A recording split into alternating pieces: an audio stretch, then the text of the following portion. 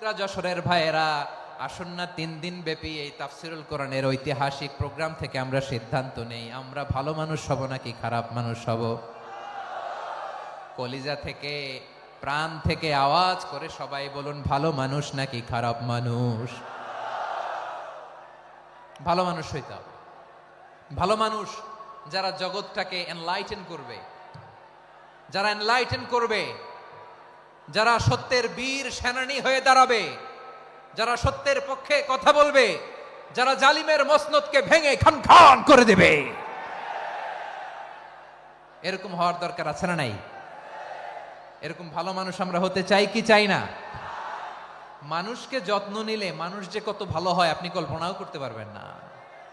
এই যে আপনাদের যশোরে যে ভালো ছেলেগুলো আছে, যে ভালো তরুণগুলো আছে, যে যুবকগুলো আছে, যে ভালো আলেমরা আছে, ভালো নেতারা আছে, সবাই যদি তাদের মতো হতো পুরো যশোরটা একটা জান্নাতের টুকরা হয়ে যেত। আওয়াজ করে বলেন ঠিক কিনা?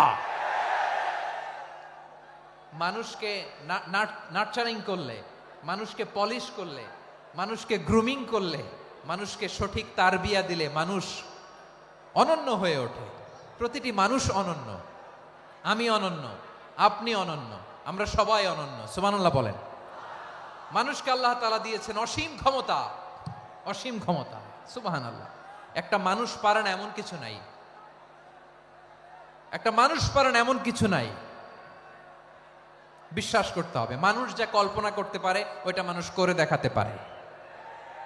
যশোরের ভাইয়ের, আই রিপিট, আমি আবারও বলছি, এই চিল্লাচিল্লি করলে আমার এই গুরুত্বপূর্ণ কথা তোমরা মিস করবা, মিস করবা। কপাল পোড়া হয়েও না, আওয়াজ করে কপাল পোড়া হবে না। আমার দিকে তাকাও। মানুষ, মানুষ যা কল্পনা করতে পারে সেটা মানুষ করে দেখাতে পারে। তুমি তোমার কল্পনার রাজ্যকে সাজাও, তোমাকে হারাতে পারে এমন কোন শক্তি আল্লাহর জমিনে নাই। তোমার কি শক্তি, কি সম্ভাবনা তুমি জানোই না মিয়া। তুমি এদিকে তাকাও কেন? তোমার রাস্তা তো ওই দূরে। তুমি কোথায় যাবে, আল্লাহ তোমার টেনে কোথায় নিয়ে যাবে তুমি কিছুই জানো না। Plan big, dream big. কল্পনার শক্তিকে বড় করো। মানুষ যা কল্পনা করতে পারে মানুষ তা করে দেখাতে পারে। মানুষের কাছে অসাধ্য কিছু নাই মৃত্যু ছাড়া, এক্সেপ্ট ডেথ। মৃত্যু ছাড়া মানুষ সবকিছুকে জয় করতে পারে। মৃত্যু ছাড়া যে কোনো অসাধ্যকে সাধন করার ক্ষমতা মানুষকে দিয়ে দিয়েছে কে? হারার জন্য তোমার জন্মই হয় নাই, তোমার জন্ম হয়েছে জিতার জন্য, বিজয়ের জন্য তোমার জন্ম। মানুষের শুরুটাই হয় বিজয় দিয়ে। যশোর, আওয়াজ করে বলো, মানুষের শুরু হয় কি দিয়ে? আমরা যখন আমার পিতার পৃষ্ঠদেশে ছিলাম, পিতার পৃষ্ঠদেশ থেকে শুক্রাণু যখন মায়ের গর্ভদেশে যেয়ে পড়ে, কতটা শুক্রাণু ভ্রমণ শুরু করে জানো? 20 কোটি শুক্রাণু। একবার সিমেন আউট হলে সেখানে 20 কোটি শুক্রাণু থাকে, ভ্রমণ শুরু করে। ওই 20 কোটি শুক্রাণুর মধ্যে থেকে তুমি আমি আজকে এক বিকশিত শুক্রাণু মানব রূপে পৃথিবীতে এসেছি। সুবহানাল্লাহ। ওই 20 কোটি শুক্রাণুর প্রতিযোগিতায় সবাই রে পেছনে ফেলে সেদিন আমি সফল হয়েছিলাম, সেদিন আমি বিজয়ী হয়েছিলাম। সেদিন আমি এত ছোট ছিলাম, মাইক্রোস্কোপ দিয়েও আমার অস্তিত্ব পাওয়া যায় না। আমি এত তুচ্ছ ছিলাম, নগণ্য ছিলাম। আমার কান ছিল না, আমার চোখ ছিল না, আমার হাত ছিল না, আমার জন্য রিকমেন্ডেশন করার মতো মামু ছিল না, খালা ছিল না, কেউ ছিল না। তারপরেও ওই প্রতিযোগিতায়, ওই কম্পিটিশনে যখন আমারে কেউ হারাতে পারে নাই, আল্লাহর জমিনেও আমারে কেউ হারাতে পারে না। হারার জন্য তোমার জন্মই হয় নাই, তুমি আসছোই জিতার জন্য। সুবহানাল্লাহ। বিশ্বনবী বলেন, আন্নাসু মাআদিন কামাআদিনি যাহাবি ওয়াল ফিদ্দা খিয়ারুহুম ফিল জাহিলিয়াতি খিয়ারুহুম ফিল ইসলাম। Peoples are like mines of gold and silver. সোনার খনি, রূপার খনি, এর চেয়েও বড় খনি হচ্ছে এই মানব সম্পদের খনি। আওয়াজ করে বলেন আল্লাহু আকবার। আল্লাহ তাআলা এই সম্পদ আমাদেরকে দিয়েছে। বিশ্বনবী বলেন, মানুষ হচ্ছে খনির মতো। খিয়ারুহুম ফিল জাহিলিয়াতি খিয়ারুহুম ফিল ইসলাম। জাহিলি যুগে যারা সেরা, ইসলামেও তারা সেরা। ইদা ফাকুহু, যদি তারা বুঝবান হয় তাহলে তাদেরকে সেরা বানায় দিবে কে? তাহলে মানুষের চেয়ে সেরা কেউ হতে পারে? মানুষের চেয়ে অনন্য কেউ হতে পারে? মানুষকে কেউ হারাতে পারে? আওয়াজ করে বলো, তোমাকে কেউ হারাতে পারবে? এই সাহস জাগছে আজকের আলোচনা থেকে। আমি তুমি অনন্য, আমাকে তোমাকে হারায় দেওয়া এত সহজ না, ঠিক কিনা? একটা কথা জীবনের সাথে সেট করে নিতে হবে, আমি জিতি নয় শিখি, আমি কখনো হারি না। জীবনের সাথে সেট করে নাও, জেনজি অফ জেসর, আমি কখনো হারি না, আমি হয় জিতি নয় শিখি। চিল্লায় বলো ঠিক কিনা? আমি কখনো হারি না, আমার হারানো এত সোজা না। কি সাহস জাগছে? বুকে সাহস জাগছে? তাকবীর পড়ো, লিল্লাহে তাকবীর। তাহলে বিশ্বনবী বললেন নাসু মাআদিন, মানুষ হচ্ছে খনি। এই ধাক্কা ধাক্কি আমি জানি এগুলো ভালোবাসার ধাক্কা ধাক্কি, এজন্য আমি সহ্য করে নেই। এগুলো যে ভালোবাসার ধাক্কা ধাক্কি এটা আমরা বুঝি। পৃথিবীর কোন আইন, সিকিউরিটি প্রোটোকল দিয়ে এটারে মানানো যাবে না, কারণ এটা তো ভালোবাসা, লাভ। লাভ কোনো আইন কানুন দিয়ে বাধা যায় না, মানানো যায় না, ঠিক কিনা বলো?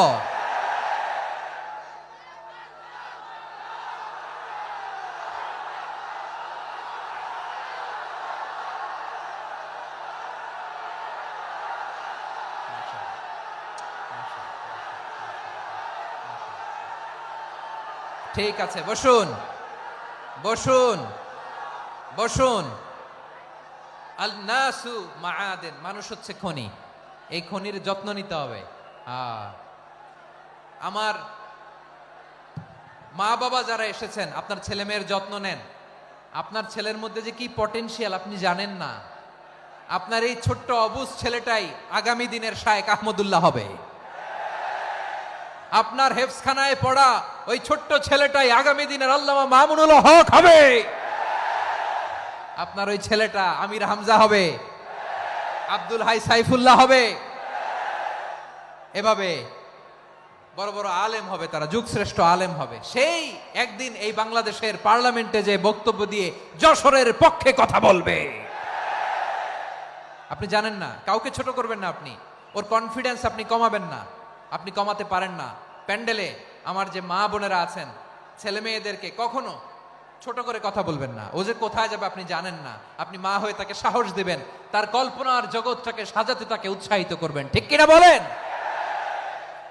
আর আমার প্যান্ডেলের আমার প্রিয় শ্রদ্ধাশীলা মায়েরা বোনেরা, আপনারা তো আরো দামি সম্পদ। বিশ্বনবী বলেন আর দুনিয়া কুল্লুহা মাতা।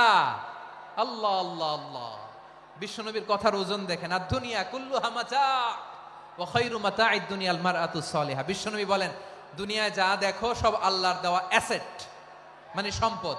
আর এত অ্যাসেটের ভিড়ে সবচাইতে শ্রেষ্ঠ সম্পদ হচ্ছে নেককার নারী।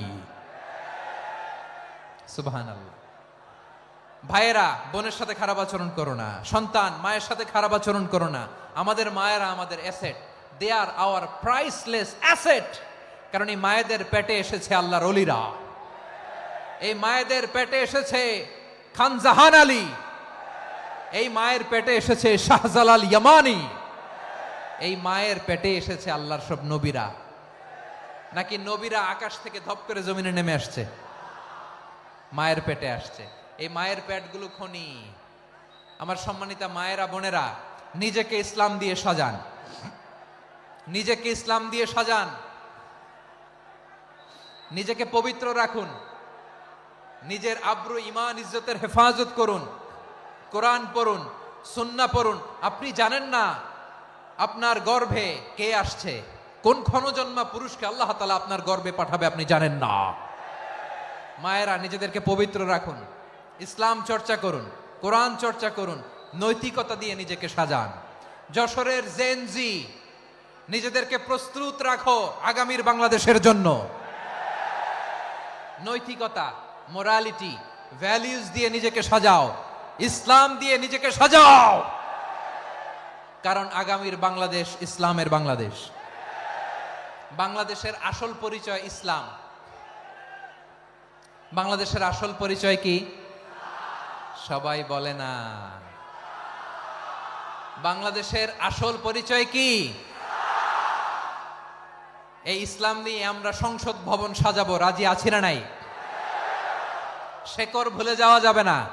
আমরা ধাপে ধাপে শারিয়া আইনের দিকে যাব ইনশাআল্লাহ, কিন্তু জঙ্গিবাদ দিয়ে নয়, কট্টর পন্থা দিয়ে নয়, আমরা ইন্টেলেকচুয়ালি গ্রাজুয়ালি ধাপে ধাপে শারিয়া আইনের দিকে মুভ করব ইনশাআল্লাহ। বলো লিল্লাহি তাকবীর।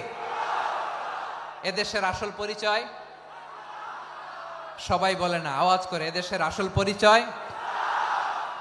এদেশে আজান শুনে সূর্য ওঠে শহর গ্রামে, এদেশে আজান শুনে সূর্য ডোবে সন্ধ্যা নামে, এদেশে সকল কাজে সবাই বলে বিসমিল্লাহ, এদেশে ভালো কিছু দেখে শুনে হাসি মুখে সবাই বলে মাশা আল্লাহ।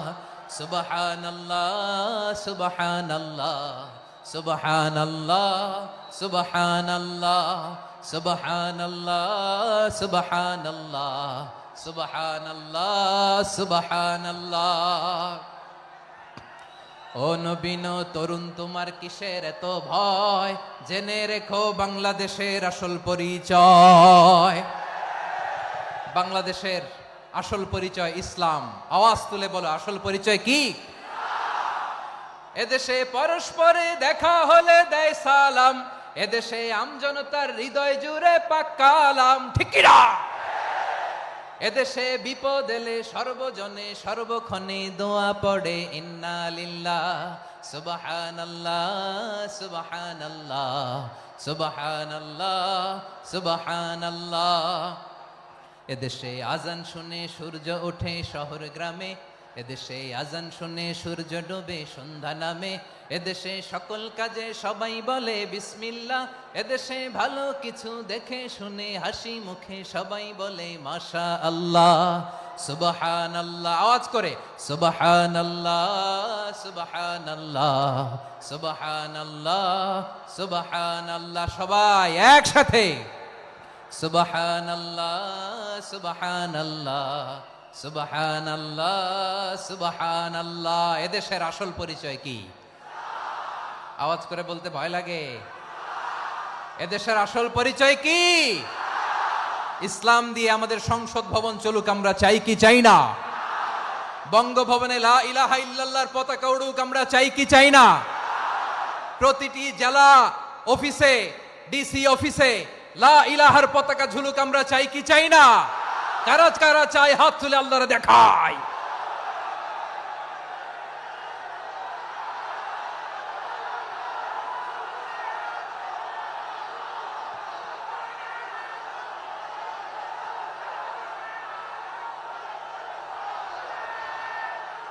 মাশাআল্লাহ মাশাআল্লাহ মাশাআল্লাহ মাশাআল্লাহ। যশোর, আওয়াজ করে বলো, ভালো মানুষ না খারাপ মানুষ? বুঝে বলছো তো? মানুষ ভালো হলে যে কত ভালো। এই মানুষকে যত্ন নিলে, মানুষকে মানুষ বানালে যে সে কি হতে পারে শুনবা? হ্যাঁ, নাকি মোনাজাত দিয়ে দিব? শুনবা? তাহলে থামতে হবে। থামো, আমি যখন বলবো থামো থামো, তাকবীরের সময় দিলে তাকবীর, থামো থামো। মানুষকে যত্ন নিলে, হ্যাঁ এদিকে এদিকে, ড্রোন নামায় ফেল, হয়েছে, ড্রোনের ফুটেজ হয়ে গেছে, এবার ড্রোন নামায় ফেল, আমার দিকে তাকাও। মানুষকে, তোমরা এদিক সেদিক তাকালে তো গুরুত্বপূর্ণ পয়েন্ট মিস হয়ে যাবে। এদিকে এদিকে, হ্যাঁ মাস ঠিক আছে, এদিকে। মানুষকে যত্ন নিলে মানুষের মধ্যে যারা কি পটেনশিয়াল রেখেছে, আমি জাপানের দুইটা উদাহরণ দেই। জাপানের, এই এই এভাবে এভাবে হবে, হয় বসো নয় পেছনে, কথা নাই, কথা তো বলাই যাবে না, হারাম কথা বলা আজকে, একেবারে চুপ। আজকের জন্য হারাম করে দিছে আমি, এই কিছু সময়ের জন্য একেবারে নিষিদ্ধ। জাপানের দুইটা উদাহরণ দেই, খেয়াল করে একটু শুনেন, বুঝবেন। আল্লাহ, 2022 সালে জাপানের সাথে জার্মানির খেলা, ফিফা ওয়ার্ল্ড কাপ 2022। এক পক্ষে জাপান, আরেক পক্ষে কোন দেশ? কথা শুনে নাই। এক পক্ষে কোন দেশ? আরেক পক্ষে সবাই, এক পক্ষে আরেক পক্ষে। ওই খেলায় জিতেছিল জাপান, জিতেছিল 22 সালের এই ফিফা ওয়ার্ল্ড কাপে জাপান ফুটবল খেলায় জিতে, as a part of their celebration তারা খেলার পরে পুরো স্টেডিয়ামটারে ক্লিন করে, the fan base of Japan. লক্ষ লক্ষ মানুষ খেলা দেখতে যায়, তো এত ডাস্টবিনও তো নাই, তো যারা ডাস্টবিনে জায়গা পায় নাই তারা এই যে চকলেটের প্যাকেট, পানির বোতল, চিপসের প্যাকেট তারা এদিকে সেদিকে রেখে দিয়েছে। জাপানের ভক্তরা, জাপানের ফলোয়াররা as a part of their celebration তারা খেলার পরে পুরো স্টেডিয়ামের সব ময়লা আবর্জনা ক্লিন করে তারপরে বিদায় নিয়েছে। তাদেরকে কি ক্লিন করার দায়িত্ব দেয়া হয়েছিল? এই যশোর, জাপানের যে ছেলেরা খেলা দেখতে গেছিল ওদেরকে কি ক্লিন করার দায়িত্ব দিছিল? তারা কি স্টেডিয়ামের পরিচ্ছন্নতা কর্মী? তাদের আকল, তাদের সিক্স সেন্স তাদেরকে বলেছে। ছোটবেলা থেকে জাপান গভর্নমেন্ট ওদেরকে এত পরিচ্ছন্নতা শেখায়, ক্লিনলিনেস অ্যাওয়ারনেস ক্যাম্পেইন করায়। ক্লাসে আমি দেখেছি, ক্লাসে নিজের বেঞ্চ নিজে মুছে, ক্লাসের মাঝখানে একটা সময় দেয়, নিজের টেবিল নিজে মুছে, নিজের ক্লাসরুমটা নিজে পরিষ্কার করে। রাস্তাঘাটে একটা ধুলা নাই, ময়লা নাই, একটা টিস্যু নাই। খেলার পরে গোটা বিশ্বকে তাক লাগিয়ে দিয়েছে। জাপানের ফ্যানরা সবার রেখে যাওয়া গার্বেজ, টিস্যু, বোতল পরিষ্কার করে তারপরে স্টেডিয়াম থেকে বিদায় নিয়েছে।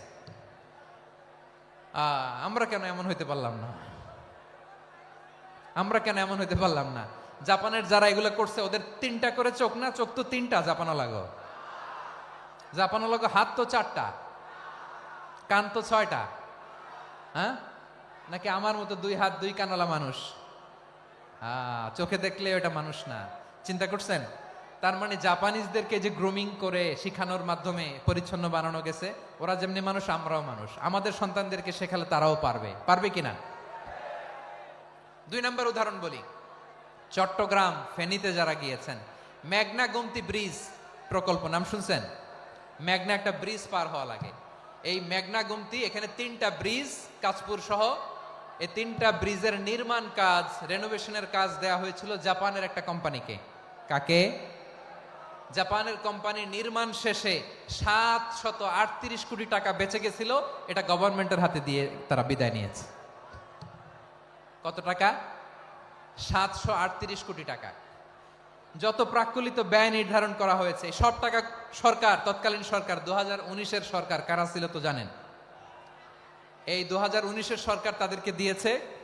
তারা রিনোভেশন নির্মাণ শেষে 738 কোটি টাকা অতিরিক্ত বেঁচে গেছিল, এটা আবার গভর্নমেন্টের হাতে বুঝাই দিয়ে তারা বিদায় নিচ্ছে।